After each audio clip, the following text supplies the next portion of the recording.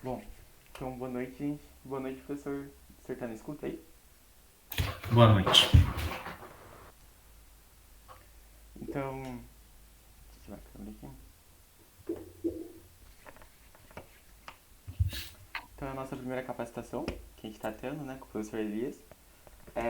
A gente vai ter mais uma antes das férias, antes do recesso. E aí depois a gente vai ter outra após recesso, que a gente vai fazer revisão de exercícios e vamos resolver a prova. A próxima vai ser com o professor Elias e o outro eu ainda não sei. O professor Elias não, desculpa, o professor Fuini.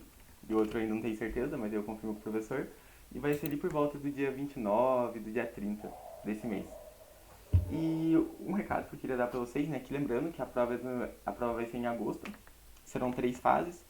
Então a primeira fase é no dia 7 e aí consecutivamente, cada semana a gente tem uma fase e depois a gente define certinho. Depois a gente define certinho que dia cada grupo vai fazer a prova. Que nós vamos disponibilizar lá no laboratório. E outra coisa é que eu estou fazendo controle de presença, então no meio da linha do professor eu vou mandar aqui no chat um forms para vocês responderem. E aí, só para avisar, e aí também para os alunos que estão assistindo a gente depois, eu estou fazendo um controle de presença durante as capacitações. E demais, acho que é isso.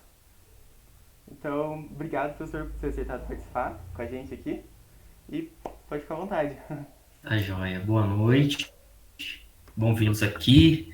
Parabenizar aí vocês por estarem participando da Olimpíada, levando o nome do IFE aí, né, entre as instituições, né? Isso é importante. Acho que é uma coisa que quebra um pouco a rotina da escola, né? Mas que mostra aí também o potencial de vocês e do trabalho que a gente vem desenvolvendo aí juntos, né? E eu fico feliz, né, que também na geografia vocês estejam se dedicando. Eu sei que existem outras disciplinas que têm mais peso, né, o BMEP é muito maior, mas assim, a gente está crescendo e mostrando aí a importância do raciocínio geográfico aí para a sociedade, para a gente, para o cotidiano e tudo mais. Bom, o Lucas me falou. Essa é a primeira capacitação, Felipe? Isso, essa é a primeira. Tá. O Lucas me falou, então, que vocês vão estar fazendo essas capacitações. Eu não sei quais são os temas das outras, mas eu acho que o Lucas foi muito feliz na escolha da primeira, que é a cartografia, que... Por que, que eu acho importante a cartografia? Porque mesmo que a questão não seja de cartografia, pode cair um mapa e para vocês interpretarem qualquer tema da geografia, vocês podem ter um mapa para interpretar. Pode ter um mapa de relevo, pode ter um mapa de clima, pode ter um mapa de industrialização, de urbanização, de movimentos demográficos. Então, assim, existem muitas possibilidades que mesmo que a questão não seja diretamente de cartografia, ela pode estar sendo explorada aí como um start aí para o raciocínio que a questão está se colocando aí. Então eu vou colocar aqui um PowerPoint, né? Eu vou sair aqui para não travar o meu computador,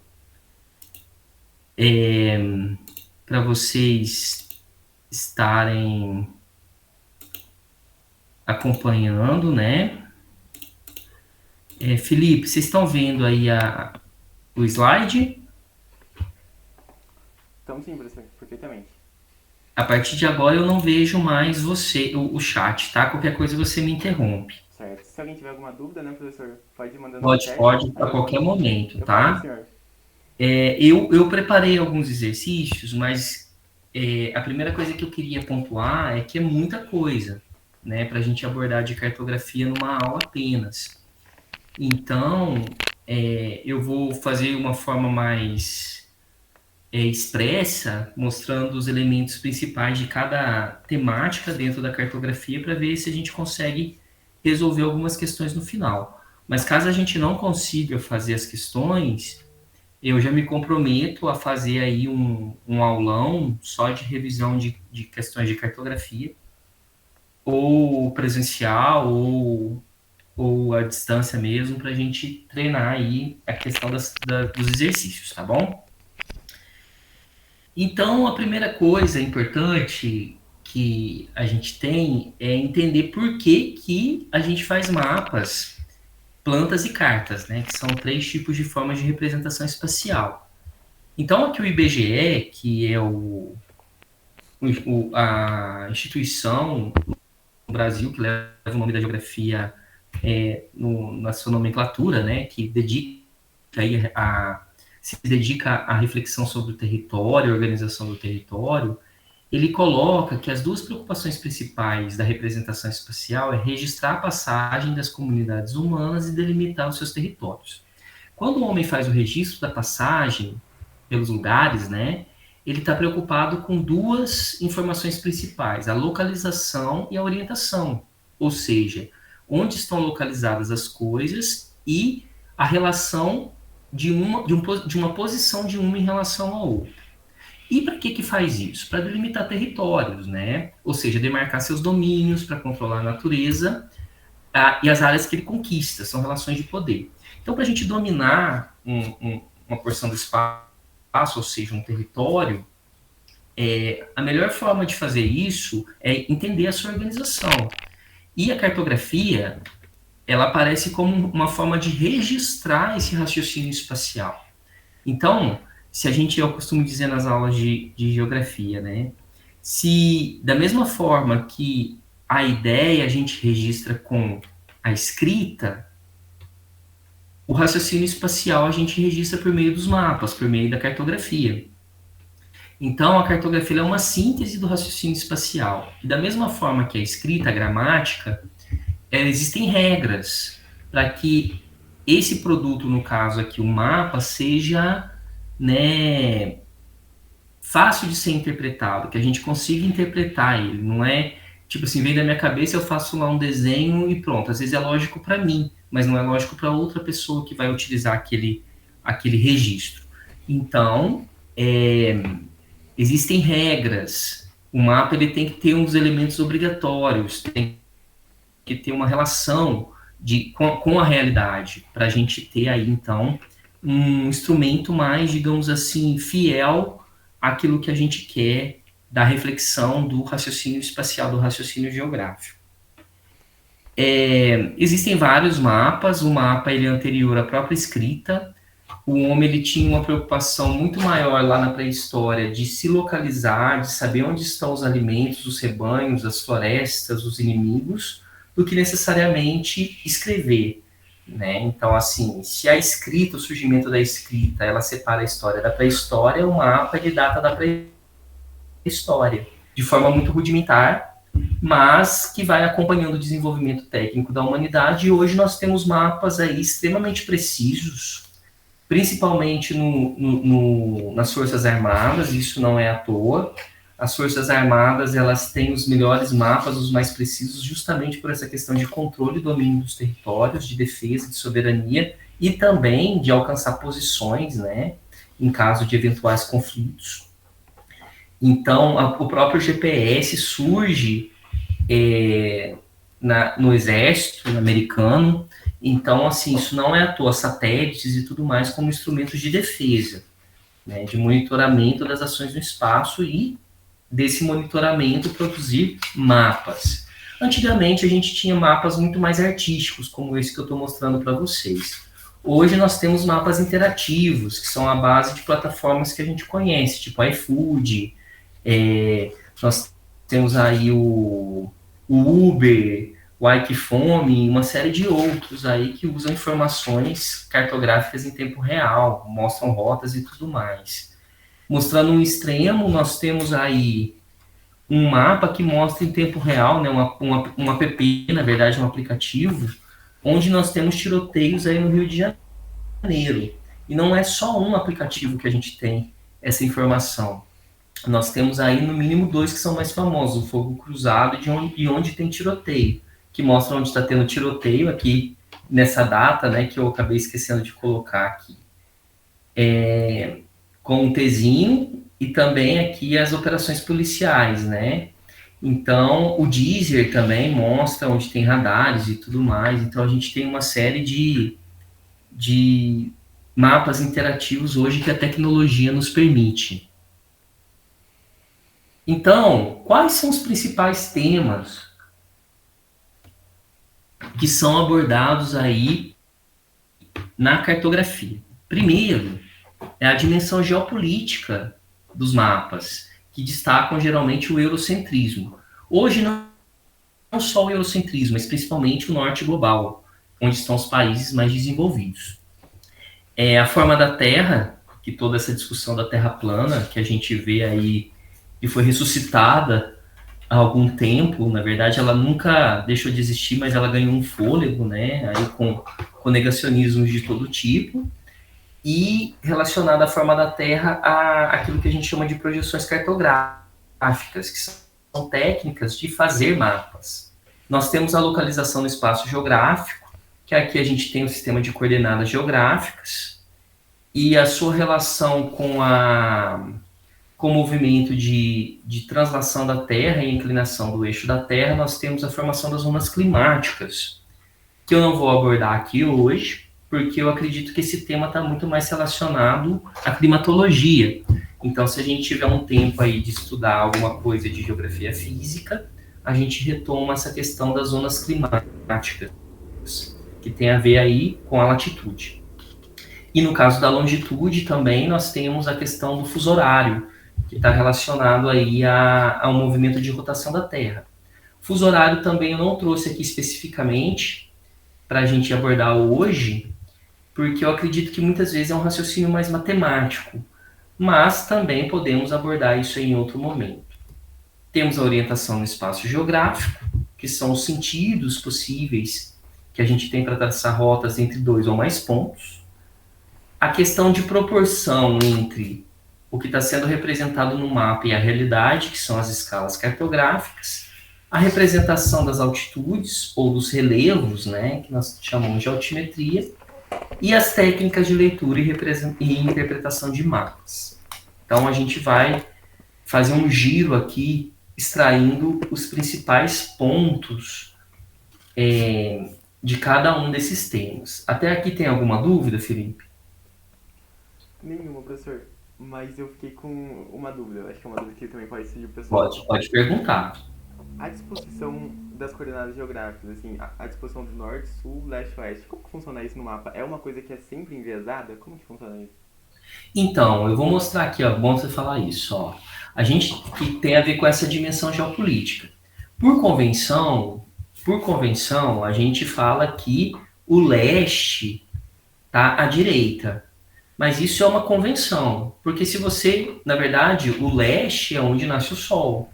Se você colocar o seu braço esquerdo onde nasce o sol, você inverte a rosa dos ventos, né? Mas o sol vai continuar nascendo no mesmo ponto. Os pontos, eles não mudam de posição. O que muda, né, é o braço que você usa para se localizar ao norte, sul, leste, oeste, né? Porque geralmente o que a gente faz? A gente coloca o braço direito apontado para o leste, o esquerdo para o oeste, na sua frente você vai ter o norte e atrás de você vai ter o sul, né?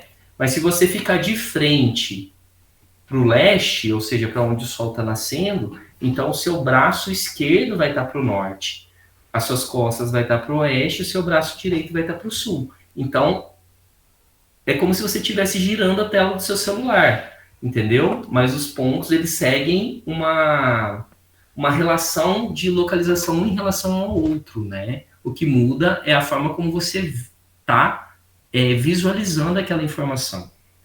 Quer ver para ficar mais claro? Ó, aqui nós temos o planisfério de forma clássica, né? Eu costumo brigar muito com os alunos que falam que os Estados Unidos está para cima do Brasil. Estão, né, para cima do Brasil. Isso não é verdade, né? Os Estados Unidos, na verdade, estão ao norte do Brasil. Na verdade, nem ao norte, né? Dependendo do ponto onde você toma de referência, ele vai estar mais a noroeste, tá certo?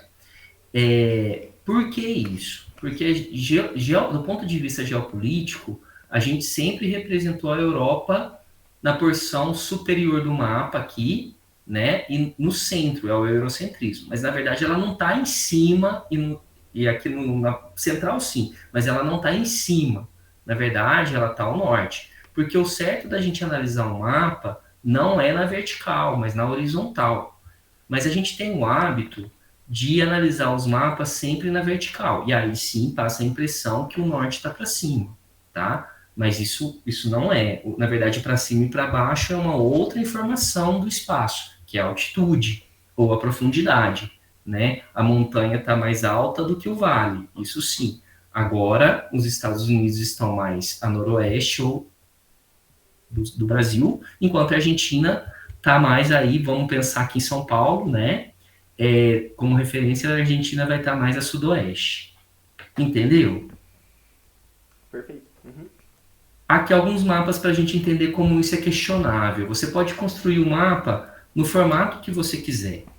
O importante é que a relação de localização de uma coisa em relação à outra seja fixa. Aqui nós temos um mapa clássico, planisfério clássico, com a Europa no centro. Isso cai muito em questões de vestibular, tá, pessoal? Que é essa dimensão geopolítica. Aqui, ó, nós já temos o Oceano Pacífico no centro, né? Então, aqui, enquanto a Ásia está à direita, nesse outro mapa, quem está à direita é a América. Vocês estão vendo a diferença? Por quê? Porque aqui o que está centralizado no mapa não é mais a Europa, é o Oceano Pacífico. A Austrália, de certa forma, está mais aqui ao centro. Mas eu posso fazer também com o sul, na parte superior do mapa, né? E aqui também centralizado no Oceano Pacífico. Mas aí olha só como é uma diferença. Porém, a relação de distância e de localização dos fenômenos não muda. Na verdade, é que eu estou invertendo a rosa dos ventos. É como se eu estivesse girando a tela do meu celular. Entendeu, Felipe? Ficou mais claro assim? Entendi, tá perfeito. Então, essa é a dimensão geopolítica. A gente quebrar com essa ideia de que a Europa é o centro ou os países do norte, né? Então, a gente tem aí alguns mapas feitos no hemisfério sul que destacam o sul, né, na visualização desses mapas, quando a gente coloca na vertical, na parte superior ou central. Isso cai muito no vestibular, né, nessas questões, para avaliar por que geralmente nós utilizamos esse mapa aqui. Geralmente nós utilizamos esse mapa porque ele reflete relações de poder, que colocam a Europa na parte, né, é um erro aqui, né, mas de visualização é como a gente vê na vertical, geralmente os mapas, no centro e na posição superior do mapa, que dá a impressão que eles estão acima de nós, né, essa é a ideia da dimensão geopolítica dos mapas, tá bom? A segunda questão que eu queria trazer são as projeções cartográficas. Por que as projeções cartográficas são importantes? É a partir delas que a gente faz os mapas. Claro, utilizando várias outras técnicas, o sensoriamento remoto, a aerofotogrametria, a gente tem a cartografia digital, hoje a gente tem umas imagens de satélite, a gente tem hoje uma série de técnicas que ajudam a gente a construir mapas. Mas todas elas partem de um problema fundamental. Qual é o problema fundamental? Como representar uma superfície em 3D, que é o caso da Terra, numa superfície em 2D, que no caso é o mapa. Ou seja, a gente sempre vai ter uma distorção de ângulo nessa passagem de uma superfície que é 3D para uma superfície que é 2D, ou seja, do globo para o mapa. O globo está em 3D, ele é uma forma mais exata de representar a Terra, mas ele também já tem alguns erros. Por quê? Porque a Terra ela não é uma bolota, né, uma esfera perfeita. A Terra é um corpo celeste, e como um corpo celeste, ela é toda disforme, né? Então, assim, ela é um corpo celeste, ela é disforme, ela não é uma esfera perfeita, mas muito menos plana, tá? Na verdade, a Terra se assemelha a isso aqui, ó, que é um modelo matemático, geométrico, chamado geóide, que mede a atuação da gravidade na superfície terrestre, formando essa deformação. Essa forma aqui já é uma abstração, ou seja, já é uma simplificação da forma da Terra, que, vendo a distância, a gente, né, perde essa deformidade do ponto de vista ocular, né, e a gente vê a Terra parecendo uma bolota perfeita, como a gente vê no globo. Disso, para eu passar para o mapa, eu sempre vou ter algum tipo de deformação, de área, de forma, de distância ou de várias dessas coisas, tá? que as projeções cartográficas fazem? Elas propõem uma série de técnicas matemáticas que visam o quê? Minimizar essas distorções que a gente tem nos mapas. Então, elas visam corrigir ao máximo essas distorções. Mas a gente ainda não tem, do ponto de vista matemático e geométrico, técnicas suficientes para corrigir, para ser assim, para eliminar totalmente essa deformação. Então, todo mapa ele vai ter um erro ou na distância, ou na forma, ou nos ângulos, por menor que seja, né? Sempre vai ter alguma coisinha. Importante, quanto menor a escala que a gente vai ver adiante, maior a distorção. Ou seja, quanto maior a área representada, né, mais distorcido tende a ser o mapa. Então, um mapa mundi tende a ser mais distorcido do que um mapa de São João da Boa Vista. Isso é fato. Por quê? Porque eu vou estar compactando uma área maior da Terra num papel. Né? Então, assim, eu vou estar reduzindo muito a informação espacial. E nisso eu vou ter que deformar muito mais coisas. Não só reduzir, mas deformar também. Então, como que a gente projeta a informação espacial do globo para o mapa que está aqui no quadriculado?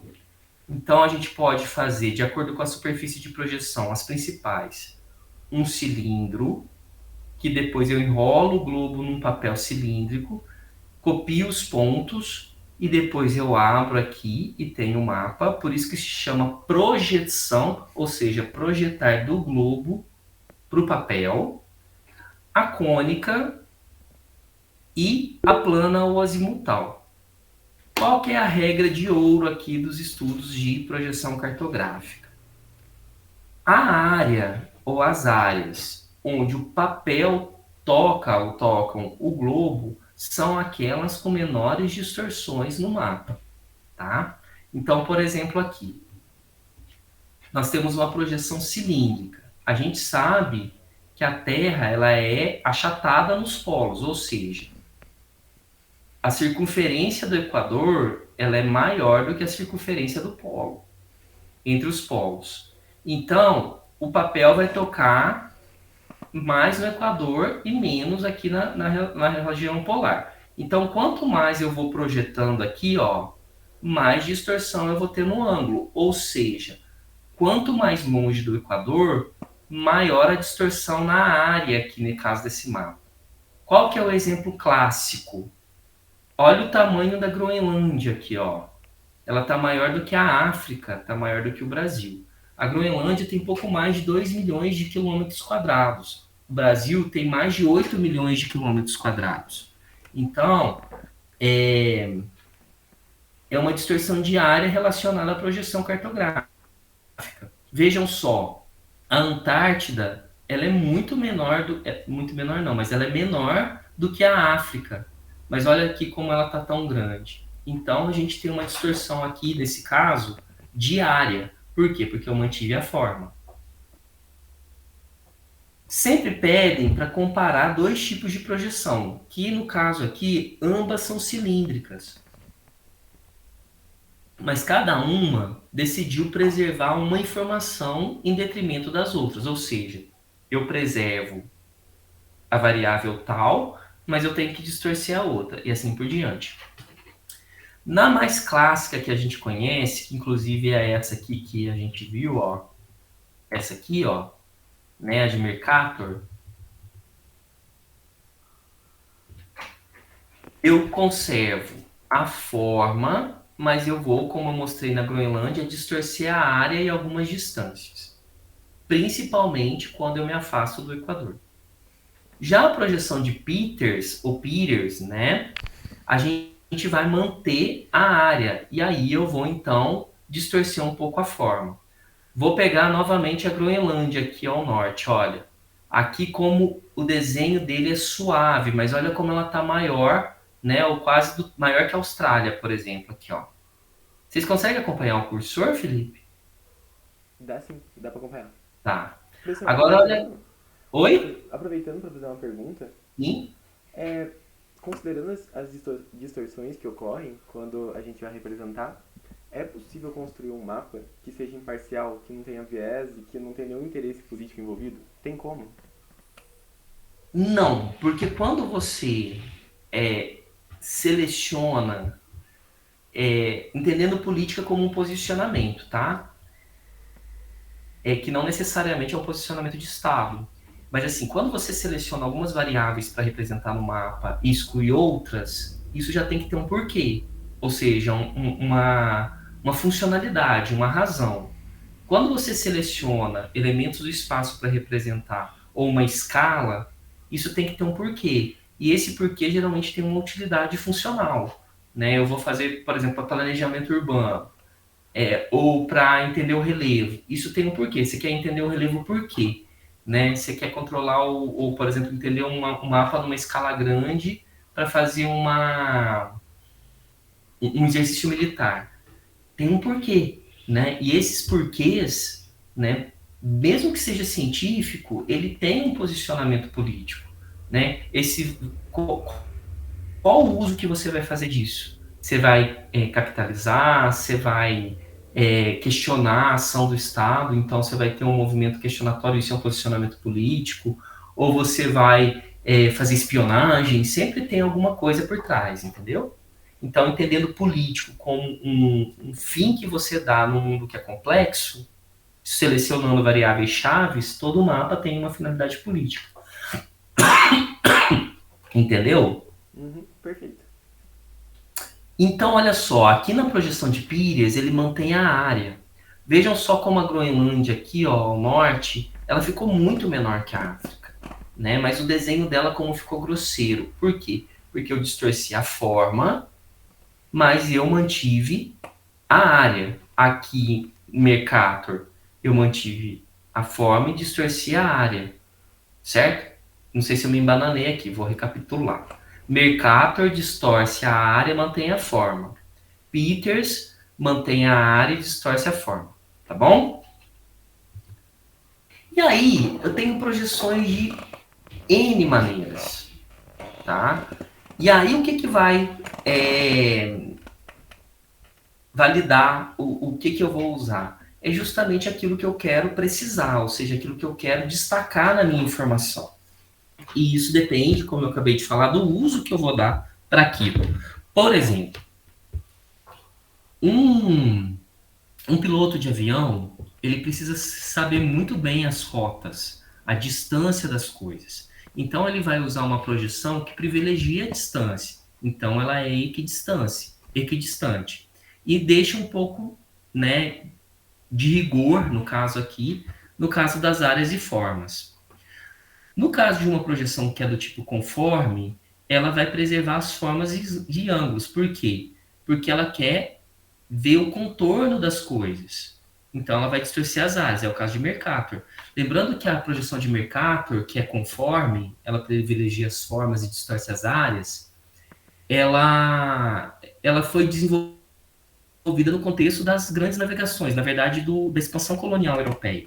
Então, era muito importante para os europeus saberem o traçado da costa, saberem onde estão os principais portos. Então, no caso, a forma importava muito, os marcos no território, para você não se perder nesse contexto em que você está descobrindo um novo continente. Tá certo?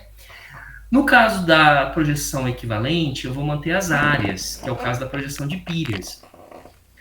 Por que, por exemplo, quem usa uma projeção equivalente? São aqueles que precisam medir áreas.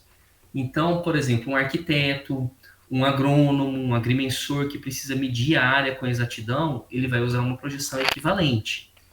Porque aí mesmo que as formas, né, e as distâncias sejam um pouco distorcidas, porque o elemento de precisão aqui no caso seriam as áreas.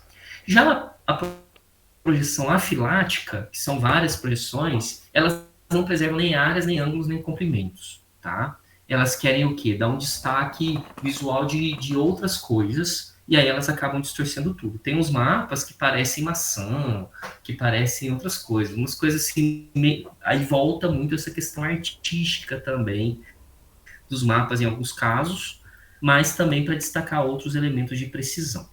Dúvidas? por enquanto não. Tá muito rápido, Felipe? Não, tá ótimo. A explicação tá muito boa. Tá tranquilo? Uhum. Então, projeção cai muito. Fiquem atentos especialmente a essa questão da comparação da projeção de Peters e de Mercator, tá? Isso aí é muito...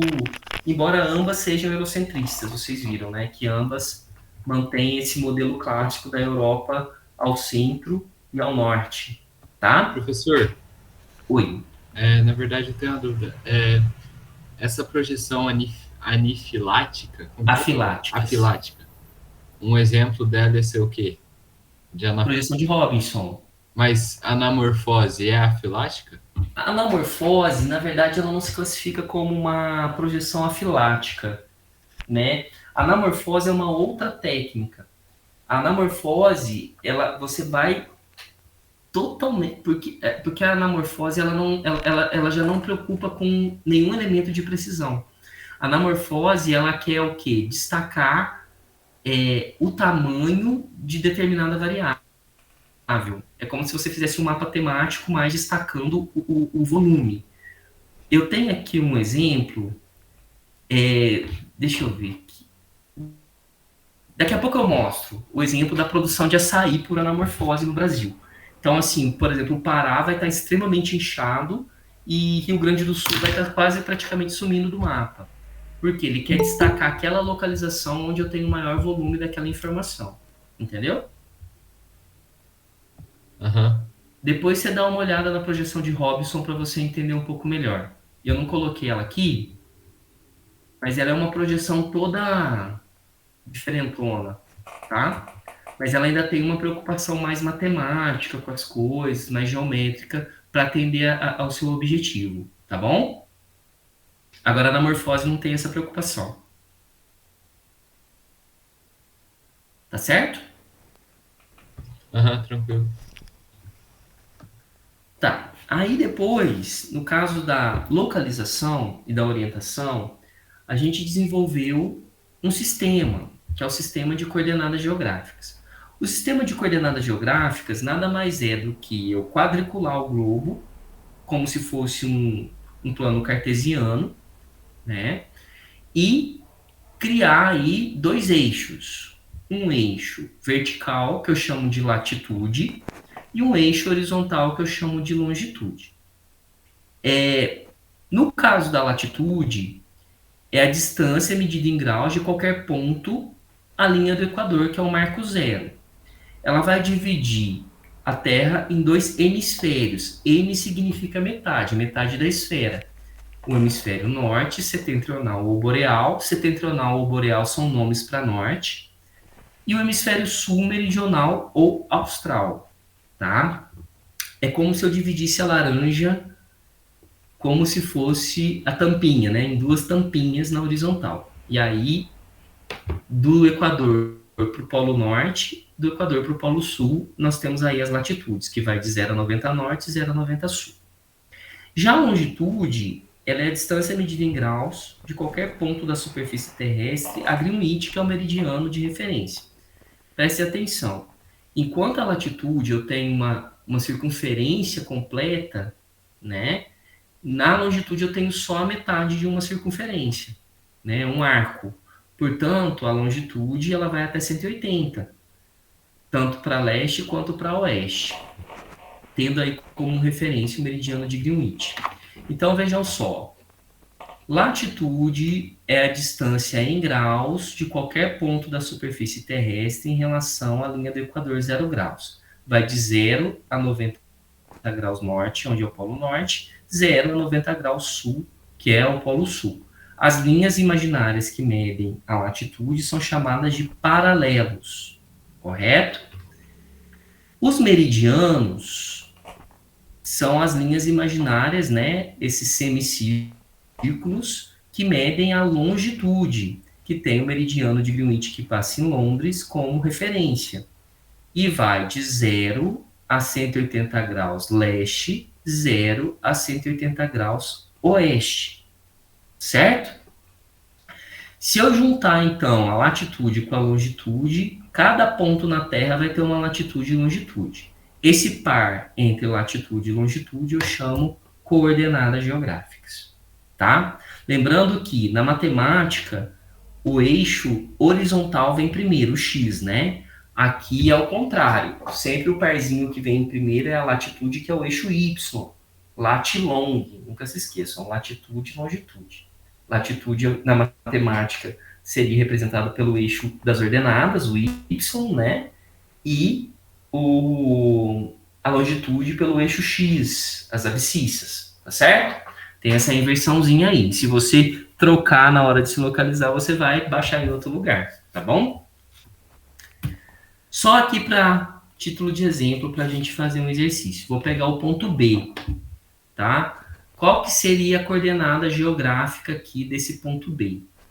Primeiro, latitude, a distância em graus de qualquer ponto ao Equador. Então, aqui, ó, o Equador, 0 graus, essa linha aqui que corta a Terra na horizontal. Nós teríamos aqui, então, 20 graus ao sul do Equador. Então, ponto B, latitude, 20 graus sul. Longitude, tá aqui, ó, meridiano de Greenwich. Nós temos aqui 40 graus a oeste de Greenwich. Então, qual que é a coordenada geográfica do ponto B? 20 graus sul, 40 graus oeste. Correto? Seria isso. Tendo a latitude e a longitude de qualquer ponto, eu consigo saber o sentido que eu vou tomar de um para o outro. Ou seja, eu consigo me orientar no espaço geográfico utilizando o mapa, por exemplo. Para isso, eu uso os pontos cardeais, colaterais e subcolaterais. Quais são os pontos cardeais? Norte, sul, leste, oeste. O leste e o oeste podem ser representados em inglês, norte e sul também, mas norte e sul é igual, né, o início para português e inglês. Mas o leste é east, por isso E, oeste é west, por isso W, tá? Entre eles, a 45 graus, ou seja, no meio certinho, na diagonal certinha aqui do ângulo de 90 graus, 45 graus, né? Entre norte e leste, nordeste, leste e sul, sudeste, sul e oeste, sudoeste, norte e oeste, noroeste. Esses são os pontos colaterais. E entre eles eu tenho os pontos subcolaterais, ou seja, entre norte e nordeste, norte e nordeste. Entre leste e nordeste, leste e nordeste. Lembrando sempre que o ponto cardial vem na frente. Existe uma hierarquia, né? Cardial primeiro, colateral depois e os subcolaterais na sequência, tá bom? Então, pegando aqui um exemplo, vamos ver aqui, ó, eu estou no ponto C, eu vou para o ponto E. Como que eu faço aqui, ó? Eu tenho que colocar o ponto que eu estou no centro. Então, eu estou no ponto C aqui, ó. Norte, sul, leste, oeste. Aqui na diagonal perfeita, ó, entre leste e sul, então de C para E eu vou a sudeste, certo? Se eu quero fazer o caminho de volta, eu tô aqui em E, centralizo a rosinha dos ventos aqui no E, norte, sul, leste, oeste, diagonal perfeita aqui, ó, entre norte e oeste, então de E para C eu tô indo para noroeste, certo? Não é muito complicado, não. Lembre-se sempre de vocês colocarem o centro da rosa dos ventos, né? Uma régua ajuda bastante, no ponto que você está. E aí é só você traçar a rota para o ponto que você quer ir, tá bom? Ô, professor, Oi? uma dúvida com relação ao mapa. Os Pode pontos falar. que o senhor destacou ali, no slide anterior, ele tem uma área relativamente grande, né? Então, se eu quiser representar um ponto mais específico, como por exemplo uma cidade, é possível? Como que se faz isso? Sim, o que está errado aqui, na verdade, o problema nesse mapa, esse mapa aqui é um mapa didático para fazer exercício, né? Mas a escala dele aqui é muito pequena. Na verdade, esse ponto aqui é surreal, né? Esse ponto aqui, na verdade, ele não é um ponto, ele é uma área quase, né? Na verdade, o problema aqui é um problema de escala, tá bom? Tudo depende da escala. Por exemplo, se você está no mapa, você quer fazer uma trilha de bike, por exemplo. Você não vai estar usando o mapa mundi, certo? Você vai estar usando um mapa numa escala grande. Você vai estar usando um mapa que vai estar representando uma área pequena. Então aí é fácil você pegar, por exemplo, uma fazenda como referência e deslocar até uma ponte, certo? Aí você consegue fazer com uma bússola ou com um mapa e uma régua, traçar sua rota tranquilo. Agora esse mapa aqui, ele é um mapa bem, digamos assim, deficitário. Por quê? Porque a escala dele é muito pequena para esse ponto. Esse ponto está sobrevalorizado, você tem razão. É porque a finalidade dele aqui é para fazer exercício didático. Entendi. Entendeu? Mas você tem razão, olha aqui, ó, o ponto D aqui, ó, ele tá maior do que o Mar de Aral, entendeu? Que é aqui, né? Então, assim, ou que uma ilha aqui da Indonésia, o ponto E é maior que a ilha de Mindanao, aqui nas Filipinas. Então, assim, a escala aqui tá bem ruim, tá bom? Beleza. Na verdade, a escala, já entrando na questão, talvez seja o terror dos exercícios de cartografia. Por quê? Porque a escala, ela é uma relação matemática que mostra para a gente a proporção entre o tamanho dos objetos ou a extensão dos fenômenos na realidade e aquilo que a gente representa nos mapas. Na verdade, a escala, ela mostra uma relação matemática de quantas vezes eu reduzi a realidade para caber no papel, tá? Então, eu tenho dois tipos de escala principais. A escala numérica, que ela sempre é adimensional, ou seja, uma unidade no mapa equivale a quantas unidades no terreno. Ou seja, 1 centímetro no mapa equivale a 500 mil centímetros no terreno. 1 metro no mapa equivale a 500 mil metros no terreno. Ela é adimensional, tá? Por que geralmente a gente usa centímetros? Porque dificilmente eu vou ter mapas que medem metros, quilômetros ou hectômetros, certo? Da mesma forma que a distância no terreno, eu não vou medir em centímetros. Eu não falo assim, ó, eu vou sair de São João e vou para Poços de Caldas e vou andar não sei quantos milhões de centímetros ou bilhões de centímetros. Eu falo, eu vou andar tantos quilômetros, né? E eu não falo assim, ó, eu vou medir a distância de São João da Boa Vista e Poços de Caldas no mapa, mediu 0,000000000 quilômetros. Isso eu não faço, né? Então, geralmente eu uso quilômetros para medidas reais no terreno e uso centímetros para medidas no mapa. É aí que o negócio embanana. Quando eu trabalho com unidades diferentes. Por quê? Porque as pessoas não sabem, muitas vezes, transformar quilômetros em centímetros e vice-versa. Ou seja, é uma deficiência de cálculo, não de raciocínio geográfico, tá? Muita gente tem dificuldade em exercício de escala por conta disso, tá bom? Já a escala gráfica é aquela reguinha, que geralmente cada, né, talão, que a gente chama aqui talhão, né, tem uma medida. Então, aqui, cada intervalo desse aqui que eu posso medir com a minha régua mede 5 quilômetros, né? Então, eu meço quantos quadradinhos equivalentes desse eu tenho no mapa que eu quero e faço a relação em relação aqui à escala gráfica. E aí eu tenho, então, essa relação de descobrir no terreno, por meio do mapa, a distância entre dois pontos. Tá certo? No caso da escala numérica, existe uma formulazinha muito simples. Tá? Voltando aqui, ó. 1 no mapa, 500 mil vezes no terreno. O que isso significa? Que para caber no papel, eu reduzi a realidade 500 mil vezes. Então, R aqui é o número de vezes que eu reduzi a realidade para caber no papel. A escala é sempre 1 dividido para R, ou seja, 1 dividido pelo número de vezes que eu reduzi a realidade. Então, a escala aqui, 1 para 500 mil, é um número de... a cada... Lembrando que escala é sempre uma proporção. Cada medida no mapa, 500 mil medidas no terreno. O que o pessoal confunde? O pessoal confunde a redução com a escala, certo? Uma coisa é uma coisa, outra coisa é outra coisa. A escala é 1 dividido pela redução, não a redução, tá certo? Porque a escala é uma fração, sempre. Né? E a redução, não.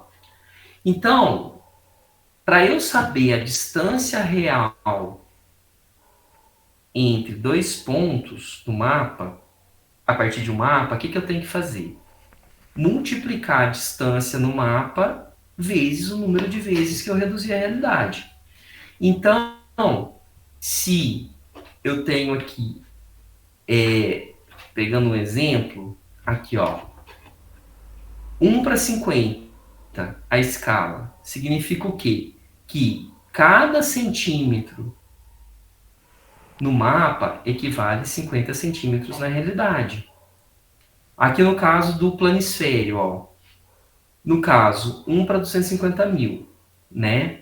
Significa o quê? Que a cada centímetro no mapa equivale a 250 mil centímetros no globo, certo? Tudo bem até aqui? Perfeito, tudo certo. De acordo com a escala, certo? Eu tenho determinados tipos de mapas. Então, nas escalas grandes, eu uso geralmente para plantas arquitetônicas, de engenharia e tal, porque para eu representar uma casa no papel, eu vou ter muito detalhe, né? Então, assim, é uma escala grande. Uma escala média eu uso para mapas topográficos e pequena, atlas geográficos e globos. Prestem muita atenção nisso aqui. É isso aqui que pega. Na escala de 1 para 50, significa que eu reduzi a realidade 50 vezes. A escala 1 para 100 significa que eu reduzi a realidade 100 vezes. Ou seja, eu reduzi a escala mais nessa, a realidade nessa, do que nessa. Por que eu falo que 1 para 50 é uma escala grande? Porque se eu dividir 1 por 50, vai dar um número X. Mas certamente esse número, 1 dividido por 50, vai ser maior do que 1 dividido para 100. O que o pessoal confunde? O pessoal confunde escala com redução aqui. Acha que essa escala aqui, ó, 1 para 100, é maior do que 1 para 50, porque 100 é maior que 50. Mas esquecem o quê? Que a escala não é a redução. A escala é uma fração, ou seja, a escala não é 50 vezes. É 1 dividido por 50. E vai dar um número maior que 1 dividido por 100. Ficou claro? Nessa lógica, quanto maior a redução, menor é a escala. Então, a escala de 1 para 1 milhão, ela é menor do que a escala 1 para 500 mil.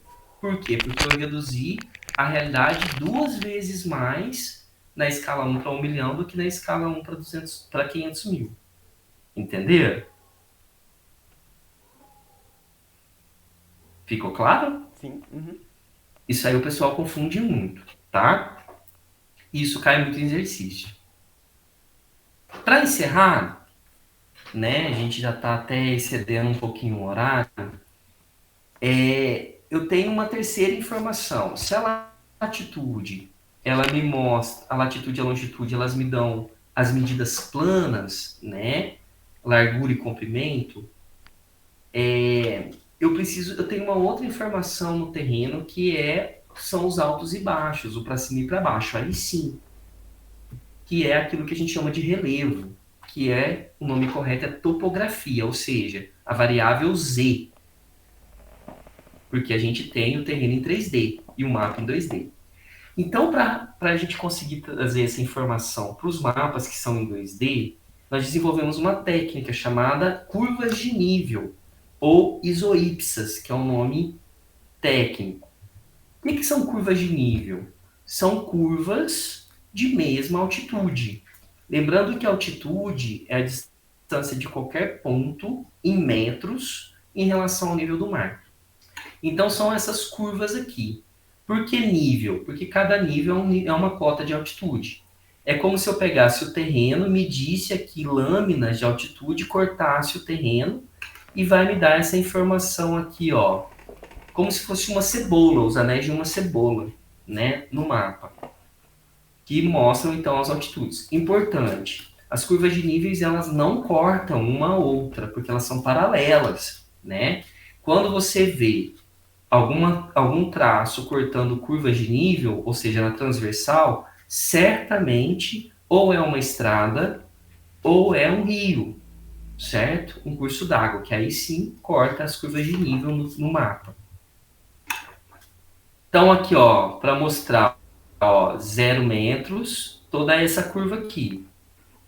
Depois 20 metros, 40 metros e 60 metros. Então no mapa eu vou ver isso aqui, eu não vou ver isso aqui, certo? Aqui nós temos o exemplo clássico, né, do Pão de Açúcar no Rio de Janeiro, que nós temos a imagem de satélite, fazemos a curva de nível e projetamos aqui no mapa, ó.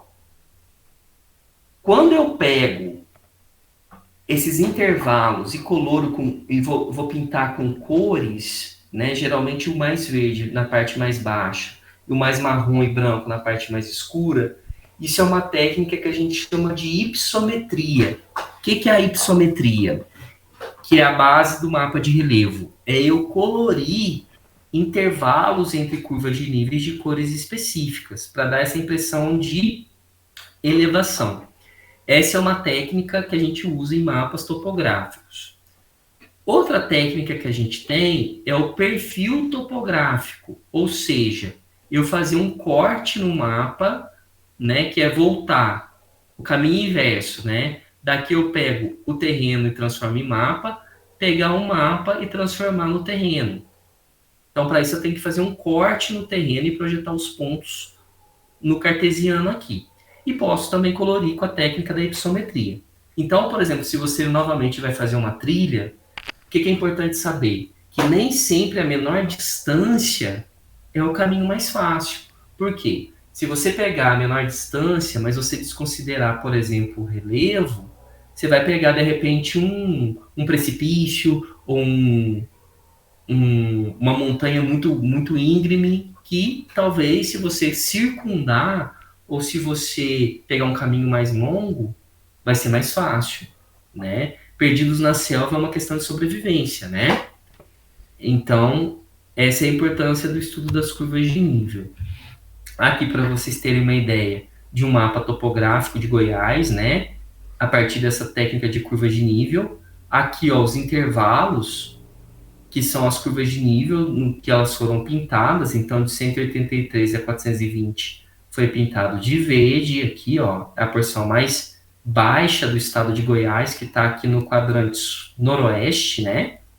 E nós temos aqui a mais alta, 940 a 1672, que está aqui principalmente a oeste, a leste, na verdade, né?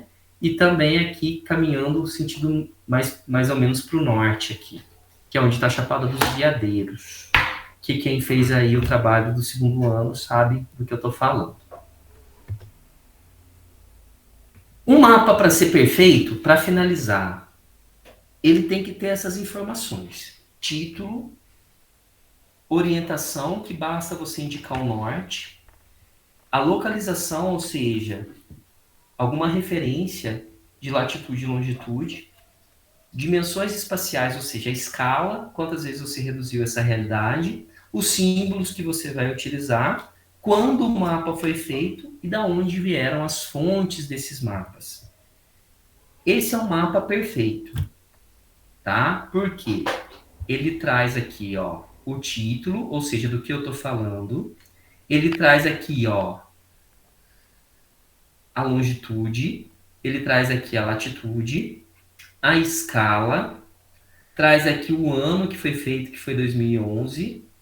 traz aqui as informações de onde vieram as fontes e o sistema que utilizou, e também traz a legenda, ou seja, vincula um número a um município.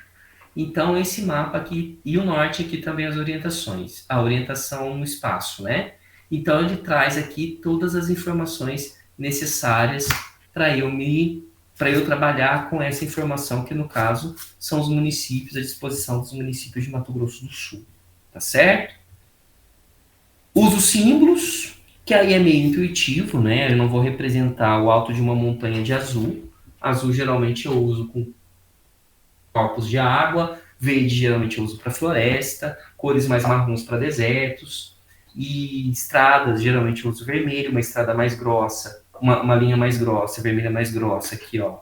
Quer dizer que aquela estrada ela é duplicada, ela é maior, um aviãozinho representa um aeroporto, e assim por diante, né? É meio que intuitivo isso aqui.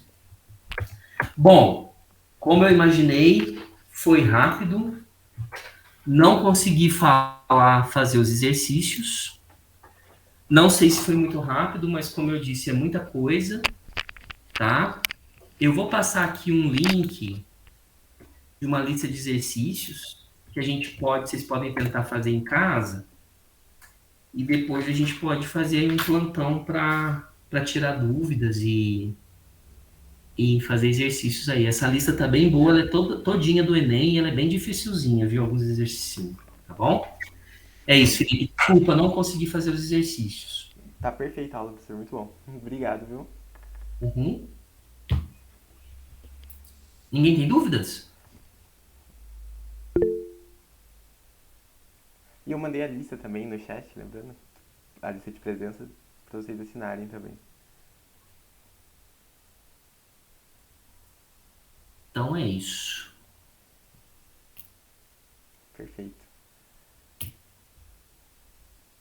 Quem tiver dúvida em questões da OBG, quiser conversar, tal, estou à disposição, tá? Não só para cartografia, porque for preciso. Obrigado, professor.